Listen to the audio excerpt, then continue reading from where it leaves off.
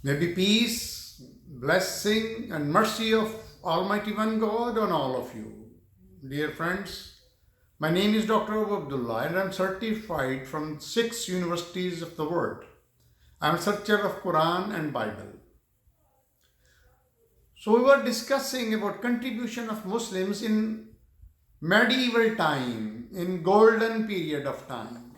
Today our focus is on geography, travels, and exploration. Arabia, being a barren Pennsylvania, its inhabitants had always to depend on foreign supplies for the necessities of life. Hence, they had to undertake trips to distant countries like Egypt, Abyssinia, Syria, Persia, and Iraq.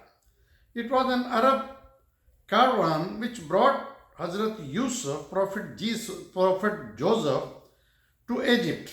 Moreover, the fertile areas in Arabia, including Yemen, Yamama, Oman, Bahrain, and Hadarul Maut, were situated on the coast. And the Arabs, being seafaring people, took these routes in order to reach these places and fulfilling their commercial ventures. The birth of Islam opened a new vista for their enterprises, and the vast conquests of the Arab during the early decade of Islamic history served as fresh stimulus to their adventurous spirits. The stories of famous Arabian Nights, including the one about Sinbad of Sailor, gave a glimpse of the adventures of these fearless Arabs. It provided a slightly colored account of the great voyage undertaken by Arab mariners as early as 1st century AH after Hijrah, and who, undaunted by the perils unearthed, roamed about in stormy seas, reaching such distant land as Ceylon, Zanzibar, Maldives, Malaya, Java, and Sumatra.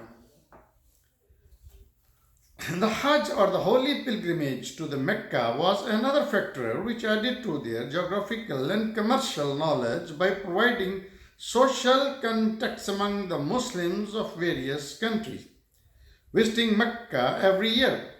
This pilgrimage provided not only the means for promoting religious unity but also contributed to strengthening the commercial ties among Muslim countries and led to the exchange of views and news among people of far-flung countries.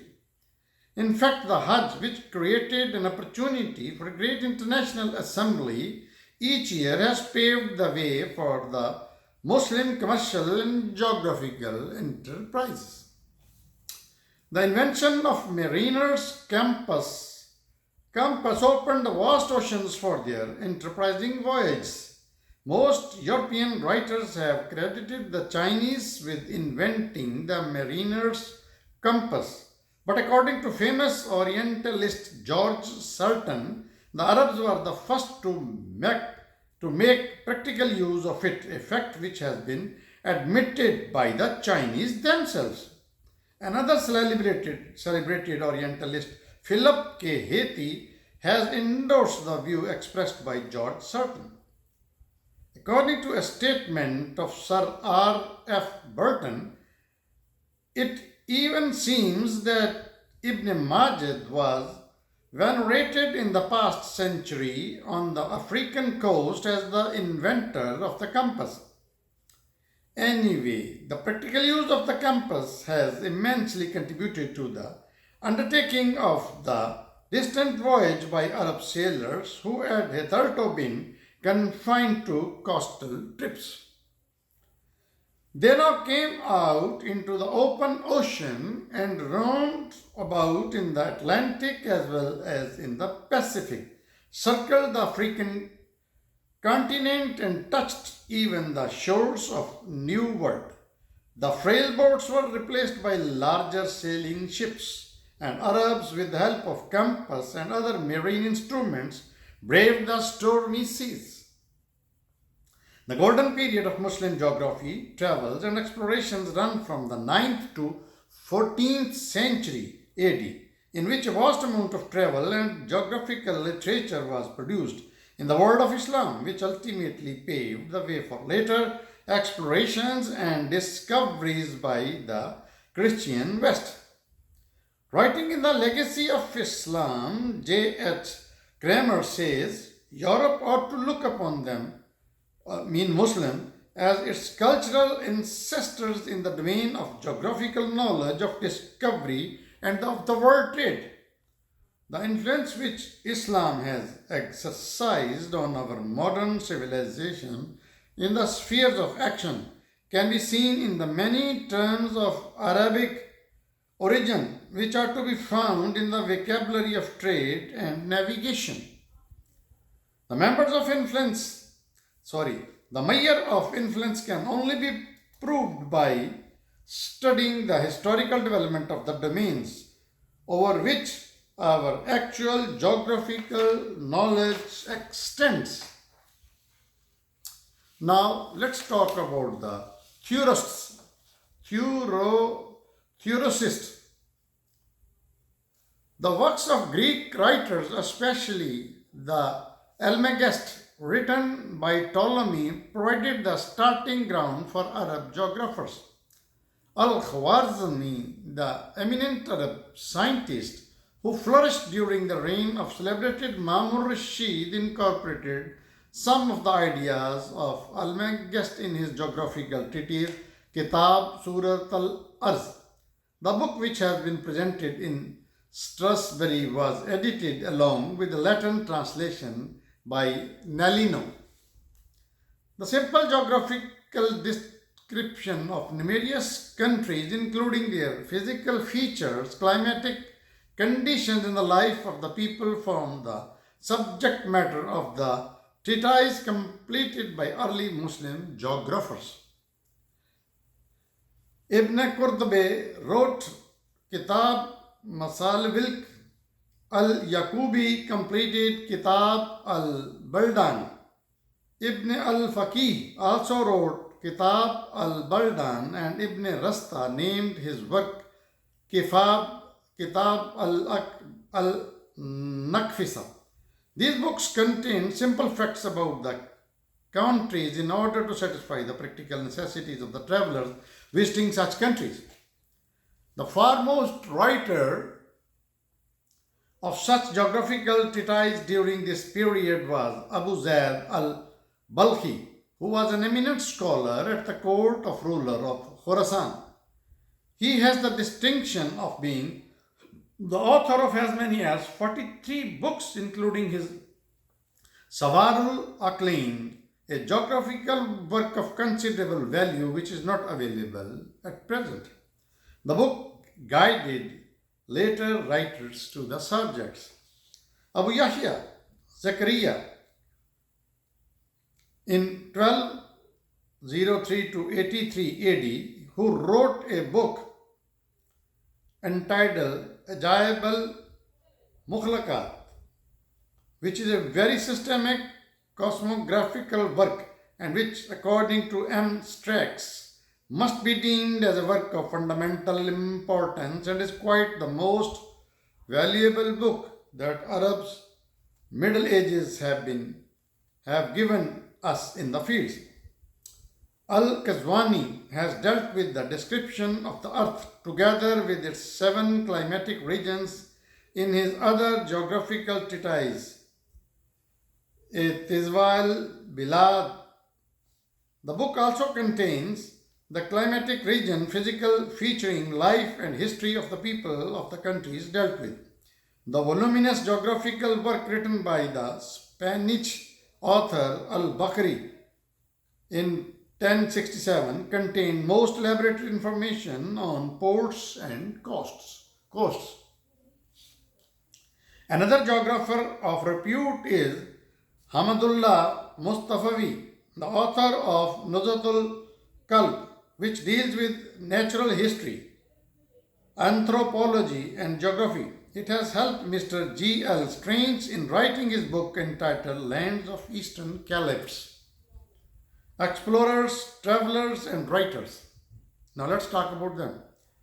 Abul Qasim is the first traveling worth mentioned who starting from Baghdad in 943 AD made an extensive tour of the Islamic countries and on his return incorporated his experience in his geographical treatise Kitab al-Maslik Mama.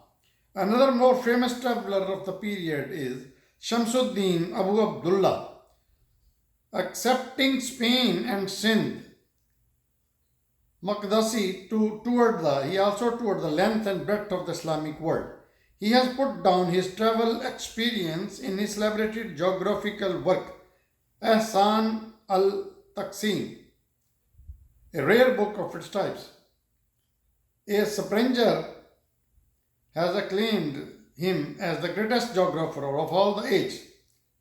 The Asiatic Society of Bengal published the English translation of his famous work in 4 volumes between 1897 and 1910 AD. Abul Hasan Ali Masudi is one of the great versatile figures of the Islamic world. He is a well-known writer and explorer of the East. He was still quite young when he traveled through Persia and stayed in Istakhar for about a year in 915 AD. Starting from Baghdad, he went to India, visiting Multan and Mansura, returning to Persia, and after touring Kerman again went to India. Traveling through Cambay, Deccan and Ceylon, he along with some merchants sailed to Indochina and China. On his return trip, he visited Madagascar, Zanzibar, Oman, and he reached Basra, where he settled afterwards and wrote his great work Maruj al-Dhahaba, means golden meadows, in which he relates his rich experience in a cheerful manner which amuses the reader. Masudi also visited the southern shore of Caspian Sea and traveled through Central Asia and Turkestan. Retiring to Fustat, which is in Old Cairo, he wrote his voluminous work Miratul Zaman, meaning Mirror of Times, comprising 30 volumes in which he described the geography, history and life of the people of the countries he had visited. He toured Gujarat in 303 AH. According to him, Khemar, a port of Gujarat, was inhabited by more than 10,000 Arabs and their descendants. Among the great mariners of the 10th and 11th centuries AD, Suleiman al-Mahari and Shahabuddin ibn Majid occupy outstanding positions. They not only roamed about in the Indian, Pacific and Atlantic Ocean but also toiled around the African continent and probably even touched the shores of the New World. Suleiman reached as far as the Bering Strait and has penned his valuable experience in a number of books, of which Al-Umdat is well known. The other mariner, Ibn Majid, was considered among the 4 sea lions of his time. Allama Sayyid Suleiman Nadwi, in his book entitled The Navigation of Arabs, has enumerated 15 books written by the Ibn Majid on navigation. According to a Western critic, the Ibn Majid is one of the earliest writers of nautic guides, and his elaborate geographical account of the Red Sea could not be surpassed even up to the present time. So here I end my lectures. Please keep on watching my YouTube channel, Dr. Abu Abdullah. Thank you.